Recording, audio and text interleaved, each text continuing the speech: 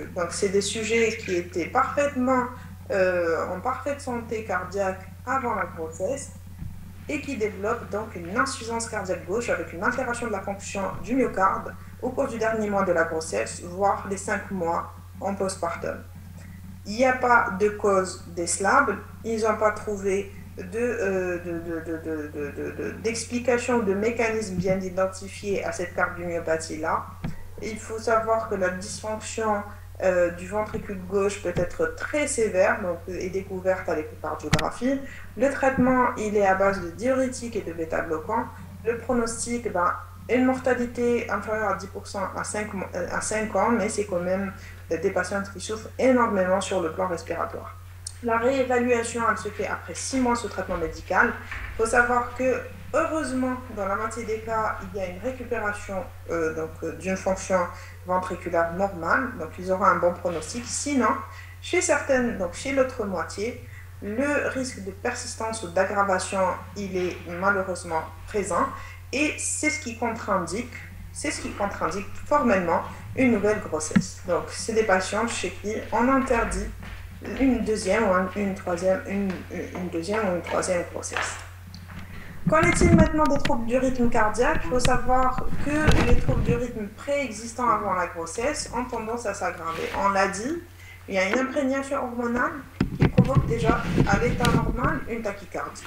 Donc déjà une patiente qui a un trouble du rythme préexistant va automatiquement s'aggraver ou le décompenser pendant la grossesse. Le pronostic, il dépend bien sûr de la cardiopathie sous-jacente, si c'est déjà un trouble du rythme qui est grave ou pas.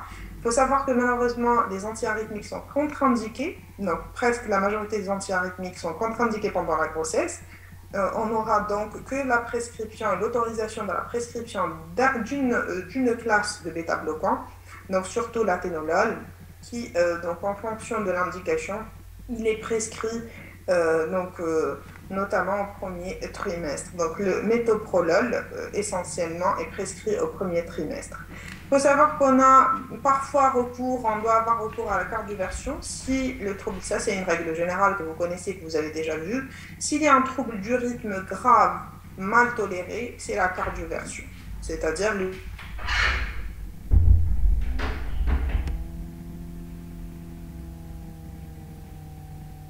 essentiellement prescrit au premier trimestre. Règle générale, vous connaissez, que vous avez déjà vue. S'il y a un rythme grave, la cardioversion, c'est-à-dire l'utilisation du choc électrique externe, même si le systolique dépasse les 14 cm de mercure ou une pression diastolique dépasse les 9 cm de mercure. Il faut faire la différence, et ça c'est très important, entre l'HTA chronique et l'HTA gravidique. L'HTA chronique, c'est une hypertension artérielle qui est constatée avant la 20e semaine donc, de grossesse, d'aménorrhée, ou bien une HTA qui est découverte au cours de la grossesse et ne disparaît pas dans les 6 semaines du postpartum. Donc ça, c'est la définition d'une HTA chronique. Par contre, une HTA gravidique, c'est-à-dire une HTA de la grossesse, c'est une HTA qui s'installe après la 20e semaine, qui est due vraiment à une imprégnation hormonale, à des modifications donc, qui sont liées à la grossesse seulement, et qui disparaît bien sûr après l'accouchement. La prééclampsie, c'est quoi? C'est des entités que vous allez revoir plus en détail en 5e année, donc au module de gynécologie. Donc la prééclampsie, c'est l'association de l'hypertension artérielle gravidique avec une atteinte rénale, avec une protéinurie qui est significative. Donc, grosso modo, quand on a une femme enceinte avec des chiffres tensionnels élevés, l'essentiel, c'est de savoir distinguer si son hypertension artérielle est chronique, c'est-à-dire elle l'avait avant même la grossesse ou pendant les débuts de sa grossesse et elle ne le savait pas, et une hypertension artérielle qui est due essentiellement à la grossesse et qui va disparaître en postpartum. Une fois la maman accouche, elle n'est plus hypertendue et n'a plus besoin de traitement. Maintenant, une femme enceinte qui peut présenter une pathologie coronarienne, donc l'athérosclérose coronaire, elle est rare chez la femme jeune, et fort heureusement.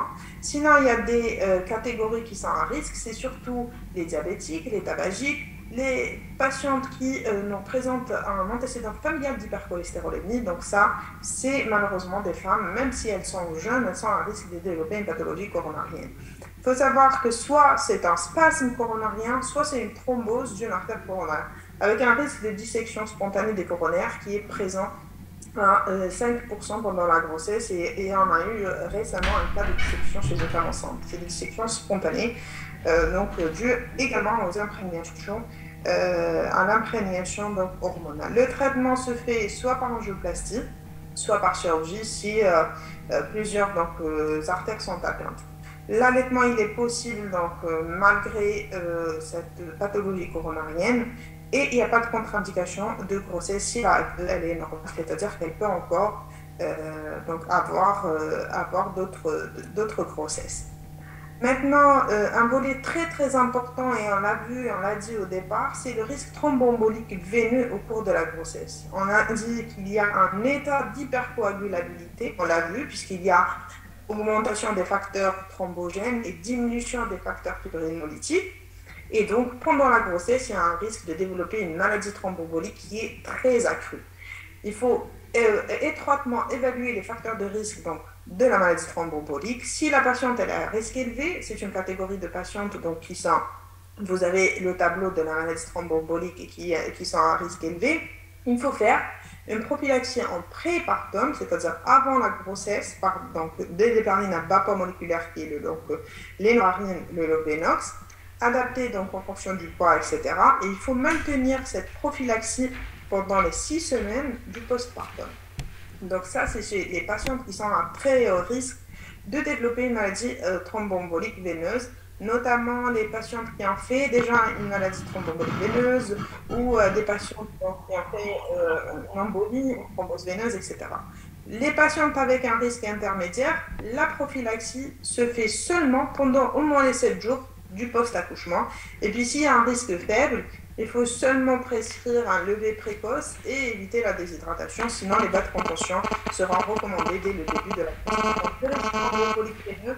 On a vu la physiopathologie et on a expliqué la catégorie précise de patients à risque élevé, intermédiaire et faible, et la prescription de l'héparine prophylactique. Et selon le risque de la maladie thromboembolique chez cette femme-là sera soit avant du début jusqu'à la fin, soit en fin de la grossesse, soit en postpartum.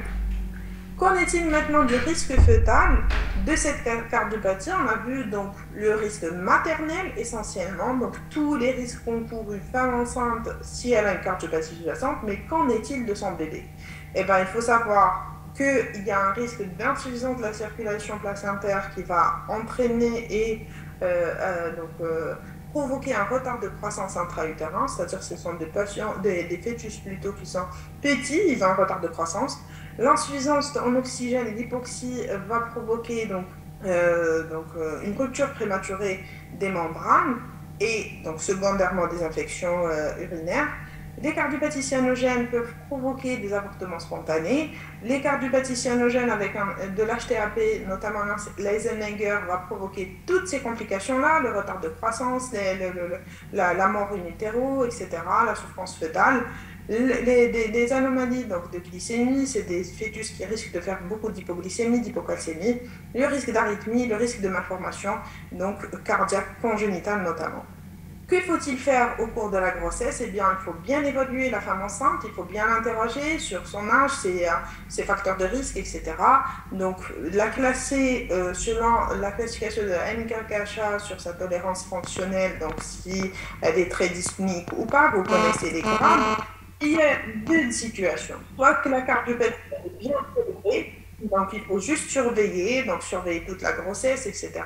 Soit qu'il y a une mauvaise tolérance fonctionnelle, c'est-à-dire la maman, elle souffre énormément et là, il faut discuter l'interruption de grossesse. Soit interrompre très précocement avant la 12e semaine, soit interrompre après la 12e semaine. Donc la 12e semaine, soit par une aspiration utérine ou bien à partir de la 12e semaine, il va falloir discuter également une interruption. Chez qui il faut interrompre? Eh bien, on l'a vu, chez les patientes qui présentent des cardiopathies qui sont décompensées. Comment prendre en charge une patiente qui souffre d'une cardiopathie?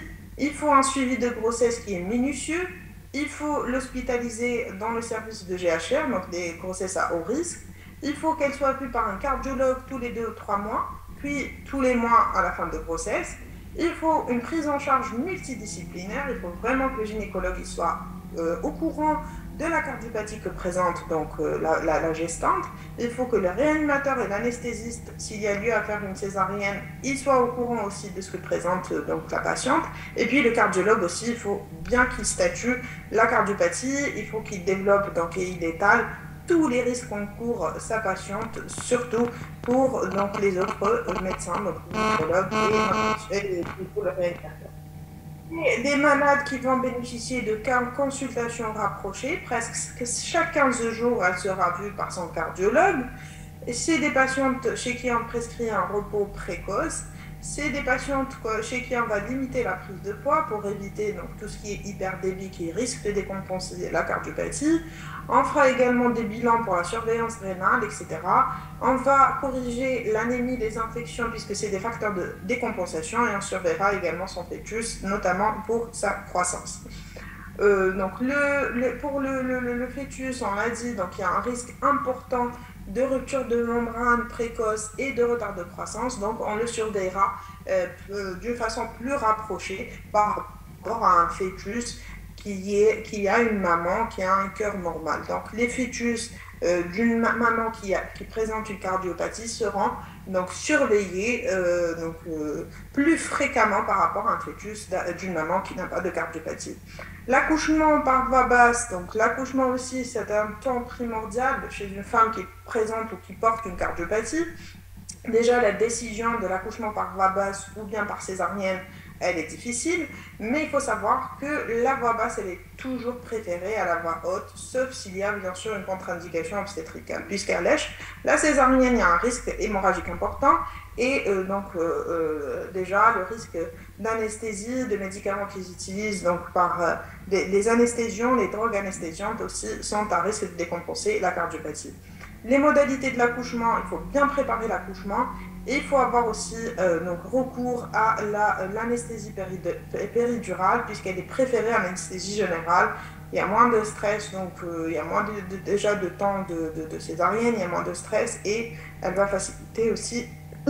Donc il y a un moindre risque de décompensation. Il faut surveiller bien évidemment le bébé à la naissance, l'oxygène, etc. Et la période de délivrance aussi qui sera normalement dirigée par rapport au process normal chez les femmes qui ne présentent pas de cardiopathie. Donc la femme enceinte, il y a une cardiopathie sera très bien suivie du début jusqu'à la fin de la grossesse, au moment de l'accouchement, du travail et au moment de délivrance.